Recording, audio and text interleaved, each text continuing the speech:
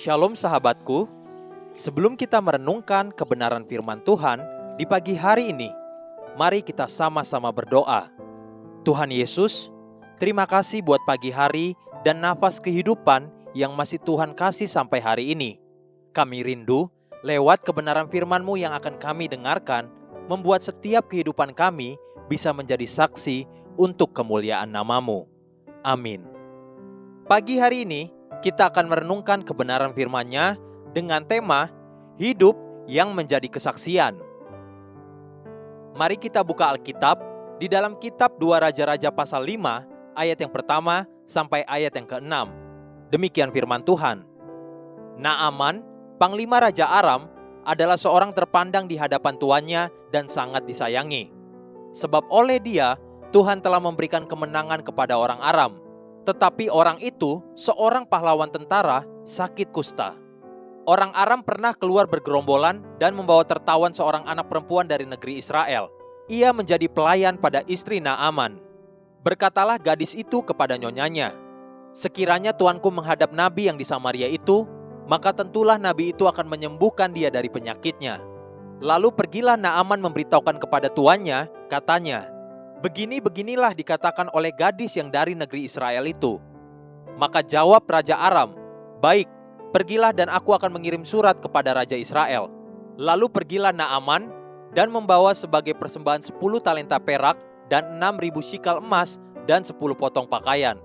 Ia menyampaikan surat itu kepada Raja Israel yang berbunyi, "Sesampainya surat ini kepadamu, maklumlah kiranya bahwa aku menyuruh kepadamu Naaman pegawaiku, supaya engkau menyembuhkan dia dari penyakit kustanya."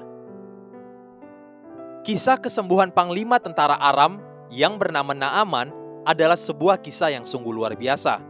Namun, seringkali kita lupa bahwa pahlawan yang sesungguhnya di dalam kisah yang sangat luar biasa itu adalah seorang gadis kecil dari negeri Israel yang diambil oleh istri Naaman untuk bekerja dan membantu istri Naaman.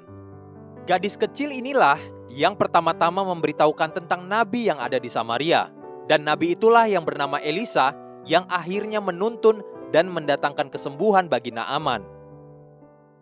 Coba renungkan sebentar. Siapa nama gadis itu? Apa pendidikannya? Semua itu sama sekali tidak disebutkan di dalam kisah ini. Namun satu perkara yang sangat nyata, istri Naaman, panglima Naaman, bahkan Raja Aram percaya kepada perkataan gadis kecil dari tanah Israel ini. Padahal dia hanyalah seorang pelayan sederhana di dalam keluarga Naaman. Hidup gadis kecil ini telah berdampak sungguh luar biasa. Sekalipun namanya tidak disebutkan, Naaman belajar mengenal Tuhan Allah Israel justru lewat perkataan dan nasihat gadis kecil ini. Entah apa yang pernah dan sedang dikerjakan oleh gadis kecil ini di rumah Naaman, namun satu perkara yang pasti, gadis kecil ini dipercaya dan perkataannya didengarkan oleh panglima Naaman, bahkan oleh Raja Aram sekalipun. Inilah kualitas karakter yang sangat luar biasa yang pasti ditunjukkan oleh gadis kecil ini dari hari ke hari di rumah Naaman. Sehingga pada waktu yang Tuhan telah tentukan, ketika gadis kecil itu membuka mulut dan menasehati tuannya, maka perkataannya didengarkan sebab dia bisa dipercaya.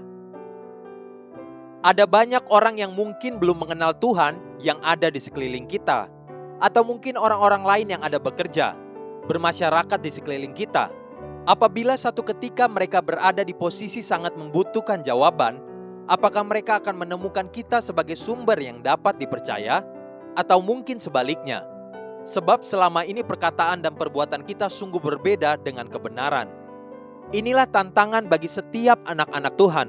Jika sungguh perkataan dan perbuatan kita benar, maka kebenaran itu akan seperti matahari yang bersinar terang, yang tidak dapat ditutup-tutupi.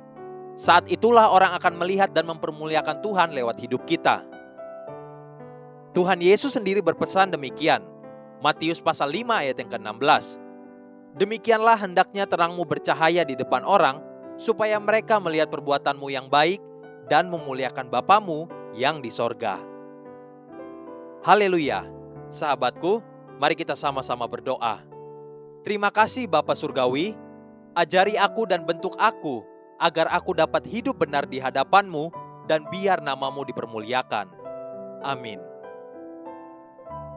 Jesus loves you and so do I.